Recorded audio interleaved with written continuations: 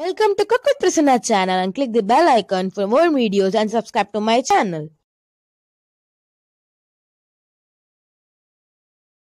పనసకాయ ఇలా ఉంటుంది. దాన్ని ఒక కప్పు తీసుకున్నాను నేను. దాన్ని ఉప్పు పసుపు వేసి ఉడికించి పక్కన పెట్టుకోవాలి. గరం మసాలా దినుసులు, కొత్తిమీర, ఎర్రగడ్డ ముక్కలు, పచ్చిమిరపకాయ ముక్కలు, కొత్తిమీర, పుదీనా కట్ చేసి పక్కన పెట్టుకోవాలి. టమోటా ముక్కలు, నూనె, పసుపు, ధనియాలు, చెక్క లవంగాల పొడి, నిమ్మకాయలు, అల్లం వెల్లుల్లి పేస్టు, బాసుమతి బియ్యం. స్టవ్ వెలిగించి తవా పెట్టి అందులో ఒక 3 స్పూన్లు నూనె వేసుకోండి. నూనె వేడెక్కాక అందులో గరం మసాలా దినుసులు వేసుకుని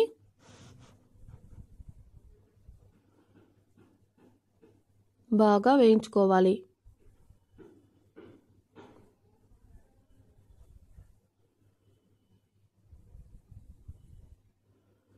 అవి కొంచెం బాగా వేగాక ముందుగా కట్ చేసి పెట్టుకున్న ఎర్రగడ్డ ముక్కలు, పచ్చిమిరపకాయ ముక్కలు వేసుకొని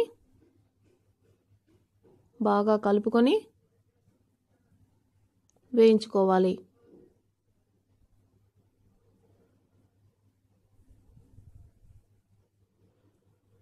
ఇలా కొంచెం బాగా వేగాక అందులో కొంచెం పసుపు,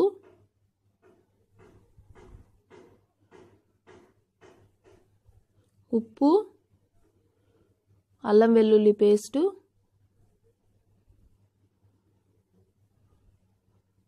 వేసి బాగా కలుపుకొని పసుపు, అల్లం వెల్లుల్లి పేస్టు పచ్చి వాసన పోయేంత వరకు బాగా కలుపుతూ వేయించుకోవాలి.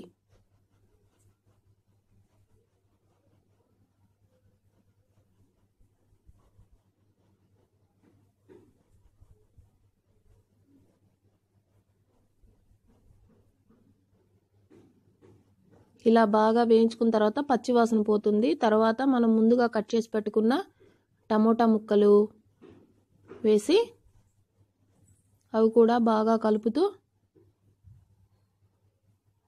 వేయించుకోవాలి. తర్వాత అందులో ధనియాలు, చెక్క లవంగాల పొడి వేసుకొని కలుపుకోవాలి.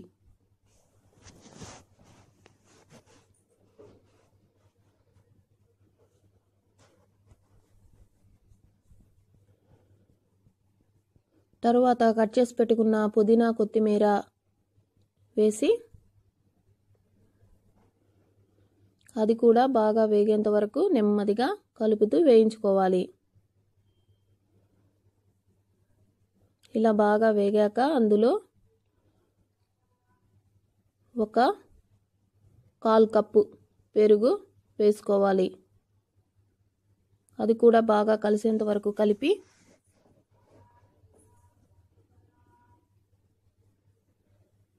మూత పెట్టి సిమ్లో ఒక 5 నిమిషాలు ఉడికించుకోవాలి. అది కొంచెం బాగా ఉడికిన తర్వాత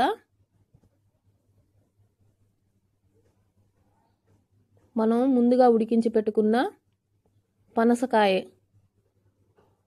ఇది పండు కాదండి కాయి, ఆ ముక్కలను కూడా వేసి బాగా కలుపుకొని మరలా మూత పెట్టి సిమ్లో ఒక 5 నిమిషాలు ఉడికించుకోవాలి. ఎందుకంటే ఆ ముక్కలకి మొత్తం ఉప్పు, పసుపు, కారం అన్నీ పడుతుంది. అందుకోసం మసాలా బాగా పడుతుంది.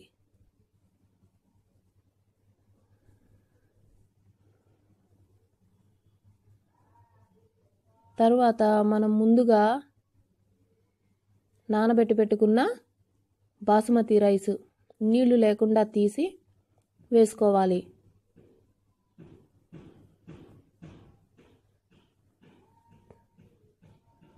ఇలా వేసుకున్నాం కదా బాస్మతి రైస్. తర్వాత నెమ్మదిగా అన్నీ పూర్తిగా కలిసేంత వరకు ఇలా కలుపుకోవాలి. ఇలా కలుపుకున్న తర్వాత అర నిమ్మకాయ దీంట్లో రసం పిండుకోవాలి.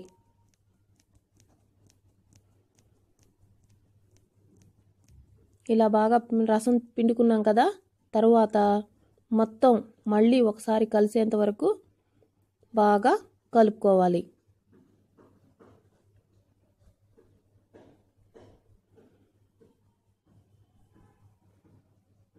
ఇలా బాగా కలుపుకున్నాం కదా, తర్వాత 1 కప్పు రైస్కి 2 కప్పుల నీళ్లు పోసుకొని బాగా కలుపుకొని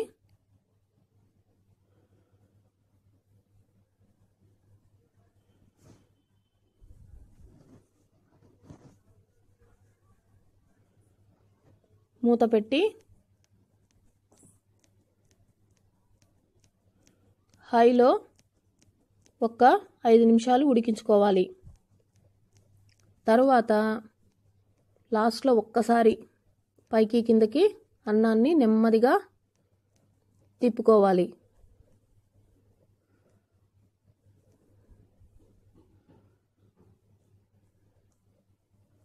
జాగ్రత్తగా తిప్పుకోండి, లేదంటే రైస్ విరిగిపోతుంది. ఇలా తిప్పుకున్న తర్వాత మళ్ళా మూత పెట్టి సిమ్లో ఒక 5 నిమిషాలు నెమ్మదిగా ఉడికించుకోవాలి.